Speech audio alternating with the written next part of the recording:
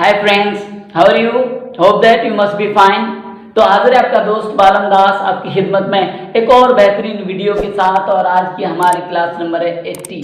Today we are going to start our class number 80 and in this today's class I am going to teach you another most important use of using step use of as if as though। Friends, आज जो मैं use आपको पढ़ाने जा रहा हूँ वो है as if या as though। एज इफ भी हम इस्तेमाल कर सकते हैं और एज दो का भी इस्तेमाल कर सकते हैं। इसकी मीनिंग मैंने यहाँ पे लिखी है कि ऐसा जैसे कि। इससे मुराद है कि हम किसी एक इंसान की दूसरे इंसान से कंपैरिजन कर रहे हैं। क्या कर रहे हैं? कंपैरिजन कर रहे हैं, तुलना कर रहे हैं, और या फिर उसे जो है एहसास दिला रहे हैं। और इस तुलना और कंपैरिजन के दौरान उसे हम एहसास भी दिला रहे हैं। तो आइए फ्रेंड्स, ये चीज़ें मैं आपको सेंटेंसेस की मदद से और बेहतर अंदाज में समझाने की कोशिश करता हूँ। यहाँ पे फार्मूला मैंने लिखा है। सबसे पहले एक सेंटेंस आ जाएगा, उसके बाद हम एज इफ का इस्तेमाल करेंगे या एज दो का भी इस्तेमाल कर सकते हैं। उसके बाद एक और फिर सेंटेंस आएगा। तो नंबर 1 सेंटेंस है, तुम तो मुझसे ऐसे बात कर रहे हो जैसे कि मेरे बॉस हो।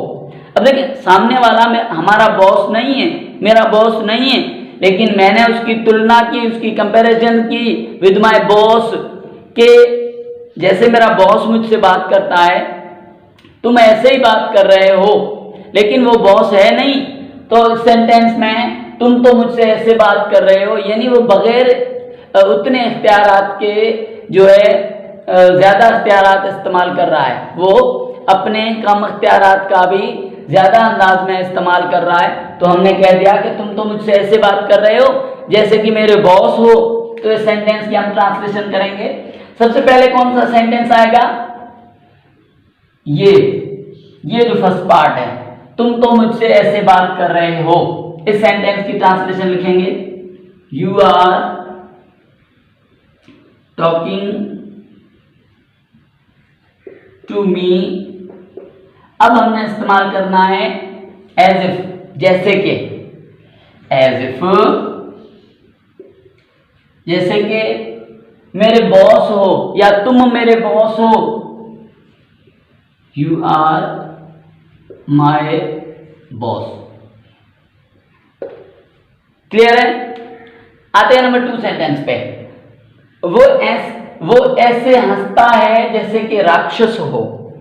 यानी हमने उसकी जो तुलना है वो राक्षस से की कि वो राक्षस है तो नहीं, लेकिन वो जब हंसता है तो ऐसे हंसता है जैसे कि राक्षस हो।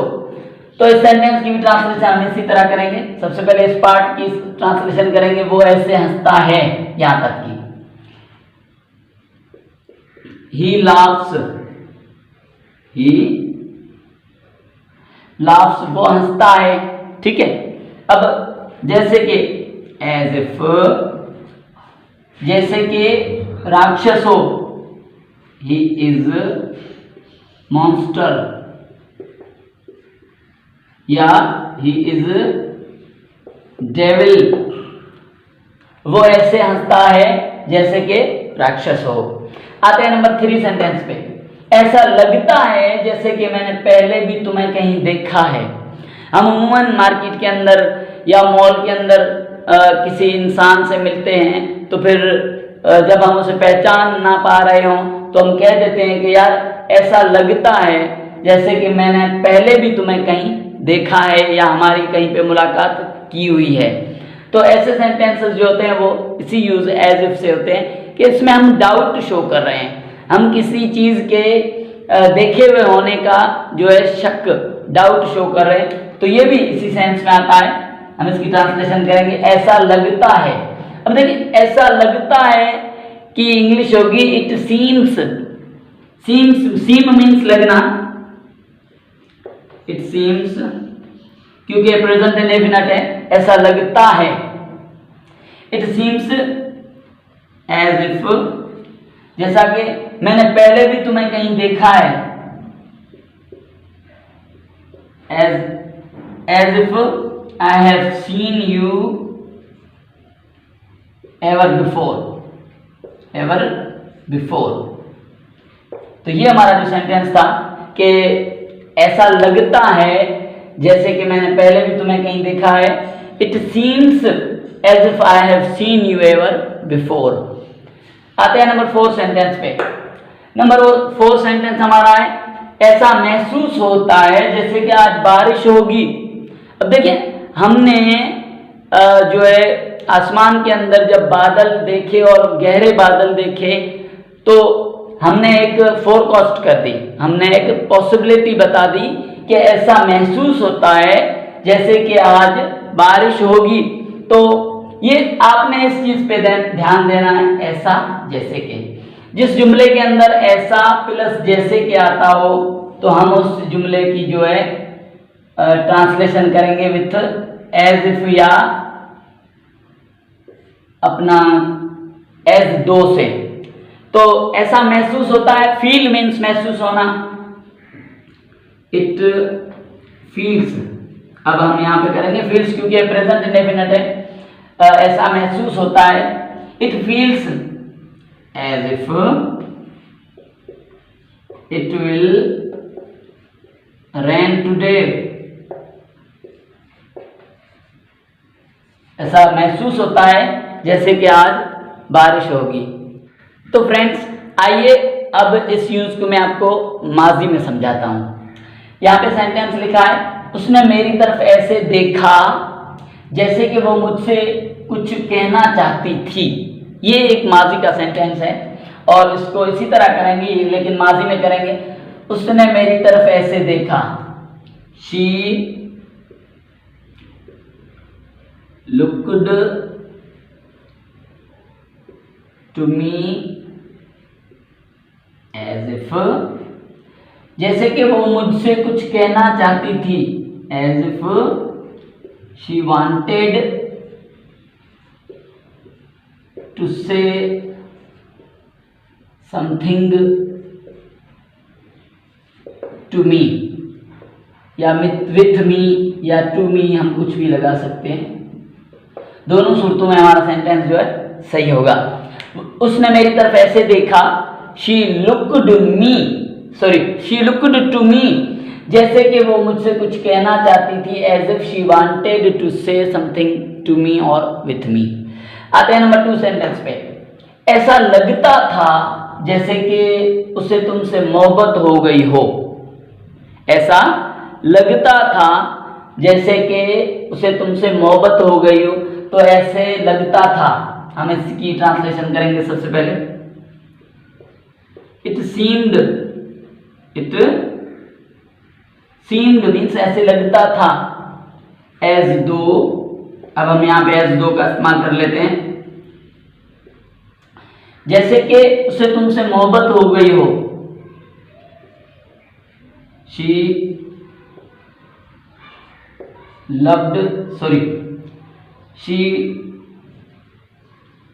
had fallen in love with you। ऐसा लगता था जैसे कि उसे तुमसे मोहब्बत हो गई हो। It seemed as though she had fallen in love with you। आते हैं नंबर 3 सेंटेंस पे। ऐसा महसूस हो रहा था जैसे कि वो पागल हो। ऐसा महसूस हो रहा था, इट वॉज फीलिंग, महसूस होना। ऐसा महसूस हो रहा था, past continuous tense. It was feeling as though, जैसे कि वो पागल हो। He was mad. तो ये 3 और सेंटेंसेस थे जो मैंने आपको माजी में सिखाए कि अगर माजी के अंदर जो हमारे सेंटेंस हों तो हम उसी हिसाब से करेंगे माजी के अंदर। जैसे इंडेफिनिट में हो तो हम इंडेफिनिट के अंदर करेंगे, जैसे कंटिन्यूस के अंदर हो तो कंटिन्यूस के अंदर करेंगे। अगर पास्ट में जो है सिंपल टेंस या टू बी टेंस के अंदर हो तो हम उसी सिंपल या टू बी टेंस के अंदर करेंगे। तो फ्रेंड्स, आज इस वीडियो लेक्चर के थ्रू मैंने आपको जो है एज इफ और एज दो का जो यूज़ है वो बहुत ही अच्छी तरह सिखा दिया है। मैंने कोशिश की है कि आपको ये चीज़ क्लियर करवा सकूं कि एज इफ का इस्तेमाल हम कहाँ पे करते हैं। नंबर एक, तो हम जब दो चीज़ों की कंपैरिजन करते हैं, जैसे हमारा पहला सेंटेंस था कि तुम तो मुझसे ऐसे बात कर रहे हो जैसे कि मेरे बॉस हो। तो अब हम जो वो सब्जेक्ट था यू और बॉस की तुलना कर रहे थे और उसे जो है बता रहे थे, उसे समझा रहे थे कि तुम मेरी बॉस नहीं हो जो इस तरह मुझसे बात करो। या उसके बाद हमने जो है कुछ जो है इम्कानात थे उनके हवाले से भी पढ़ा। लेकिन हमने इस चीज़ पे ध्यान देना है कि ये जो यूज़ है एज इफ की मीनिंग यही है, जैसे कि एज इफ या एज दो की मीनिंग यही है, ऐसा जैसे कि या ऐसे जैसे कि। तो हमने इस चीज़ पे ध्यान देना है कि हमारे सेंटेंस में ऐसे या ऐसा और जैसे कि आता है तो हम उसको जो है एज इफ या एज दो से करेंगे। यहाँ पे भी देखें, ऐसा जैसे कि, ऐसा जैसे कि। तो फ्रेंड्स, अब इस वीडियो को मैं यहाँ पे ख़त्म करता हूँ, आपका ज़्यादा टाइम और नहीं लूँगा। आप बस ये गुजारिश करूँगा कि ये जो वीडियो आज आपने देखी है, ये यूज़ ऑफ एज इफ या एज दो, इसमें भी मैंने यहाँ पे कोई एक्टिविटी नहीं छोड़ी है, कोई सेंटेंसेस नहीं छोड़े हैं जो आप जो है अपनी तरफ से इनको ट्रांसलेट कर सकें। लेकिन मैं इस बात पे दोबारा जोर दूंगा कि आप ज़्यादा से ज़्यादा मशक करें। देखें, कुछ वीडियोस के अंदर मैं जो है वीडियो लेंदी हो जाने की वजह से जो एक्टिविटी होती है हमारी as an activity some sentences वो नहीं देता। तो उससे मुराद ये नहीं कि आप उनकी मशक ना करें, आप मैं एक्टिविटी दूं या ना दूं, आपने अपनी तरफ से मशक ज़रूर करनी है। आपने अपनी तरफ से मज़ीद सेंटेंसेस नए नए बनाने हैं, उनको ट्रांसलेट करना है इनटू इंग्लिश, ताकि आपकी जो है मशक के थ्रू इंग्लिश जो है स्ट्रॉन्ग हो। जो आप अपनी टाइम बर्बाद करते हैं इस वीडियो को देखने में, वो टाइम जो है आपका जो है कारआमद साबित हो। इसलिए आपने ज़्यादा से ज़्यादा मशक करनी है, ज़्यादा से ज़्यादा हार्ड वर्क करना है, मेहनत करनी है, ताकि आप जो है घर बैठे इंग्लिश ग्रामर जो है सीख लें। तो फ्रेंड्स, अब आपका दोस्त बालम दास आपसे इजाज़त लेगा, फिर बहुत ही जल्द हाजिर होऊंगा आपकी खिदमत में एक और शानदार वीडियो के साथ। तब तक अपना ख्याल रखना।